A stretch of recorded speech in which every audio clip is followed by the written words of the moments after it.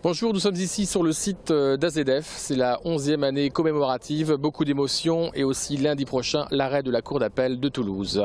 La corrida, les pro-corrida l'ont remporté. Il y aura bien à nouveau des spectacles tauromachiques en France. Le 21 septembre 2001, une gigantesque explosion, 31 morts, des milliers de blessés. Depuis 11 ans à Toulouse, on commémore cette catastrophe. Les associations de sinistrés et les anciens ouvriers d'AZF sont parfois dans l'apaisement. Le jour du 21 septembre, les salariés de l'AZF, ils n'ont pas foutu le camp. Ils sont restés là pour mettre l'usine en sécurité et peut-être que grâce à eux, aujourd'hui, on peut se parler. Les divergences demeurent.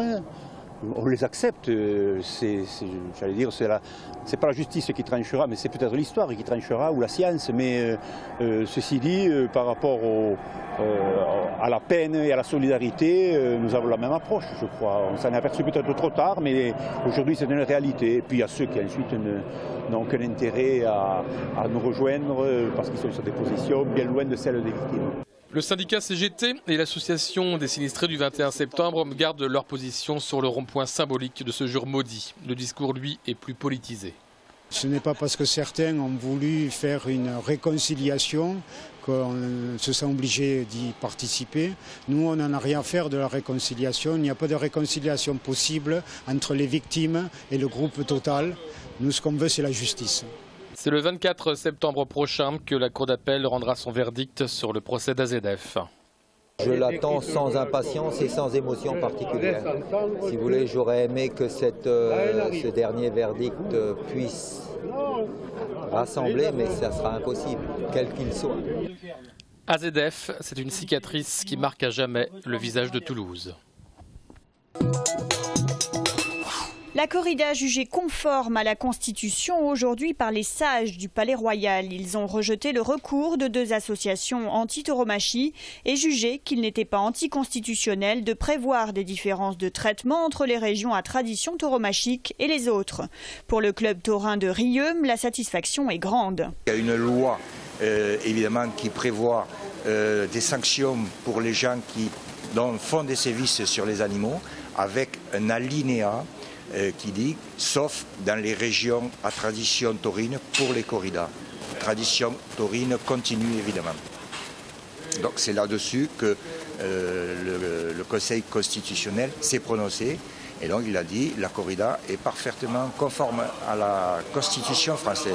C'est clair et net, ça nous conforte dans notre envie de continuer à organiser des corridas et on espère surtout que ça va ouvrir des portes pour d'autres communes, d'autres villes de la région qui, elles, à leur tour, pourront organiser des corridas. C'est légal, maintenant il ne faut plus avoir peur, c'est terminé.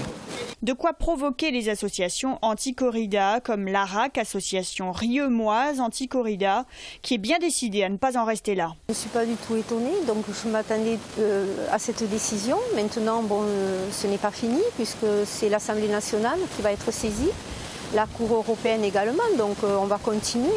Ils se reposent sur la région du Sud en disant que nous, on est dans cette culture, mais ce n'est pas vrai du tout. C'est entièrement faux, puisque toutes les grandes associations anti-corrida, elles ont été fondées dans le sud de la France. Selon un sondage IFOP paru jeudi, 48% des Français seraient favorables à l'interdiction de la corrida, contre 42% qui souhaitent qu'elle continue d'être autorisée. Opération Banque de France morte aujourd'hui à l'appel des syndicats. Ils dénoncent un plan de restructuration présenté en comité central d'entreprise extraordinaire. 2500 emplois seraient menacés dans toute la France. Dans la région Midi-Pyrénées, 350 personnes sont employées, dont 180 travaillent à Toulouse. Seraient menacées certaines structures des établissements de Saint-Gaudens, Millau, Castres, Tarbes et Rodez. Rugby, la 6e journée du top 14. Le Stade Toulousain joue ce soir dans l'antre du stade Jean Daugé face à l'Aviron bayonnais. Objectif, retrouver de la confiance, retrouver le chemin de la victoire après la désillusion contre Perpignan le week-end dernier. A noter que Guy Novès et son staff ont demandé une requalification comme joueur pour William Servat. Ce dernier pourrait donc rechausser les crampons et être remplaçant suite à la pénurie de talonneurs chez les Rouges et Noirs. Bayonne-Toulouse, c'est ce soir dès 20h50. Football, 6e journée de Ligue 1, le TFC reçoit le Stade Rennais samedi soir au Stadium. 7e du classement, les Violets se frottent à des Rennais en mal de points puisqu'ils occupent la 18e place. A noter le nouveau forfait de Zebina, toujours gêné par son limbago. Steve Yago, qui vient de signer son premier contrat pro avec le TFC, le remplacera poste pour poste. TFC Rennes, coup d'envoi samedi dès 20h. Un salon du mariage pas comme les autres. À l'heure où les tendances évoluent, les envies des mariés aussi. Et pour cette 2e édition, riche en créativité, Marie-Antoinette en sera l'inspiratrice. On choisit à chaque fois un thème différent suivant les années et voilà, c'est l'idée de proposer vraiment une ambiance et autour de cette ambiance rassembler la créativité de chacun des exposants. Donc ces exposants deviennent participants complètement de la scénographie aussi. En plus, le Marie-Antoinette, ça permet une opulence extrême et de pouvoir s'amuser dans le côté décalé et dans l'opulence.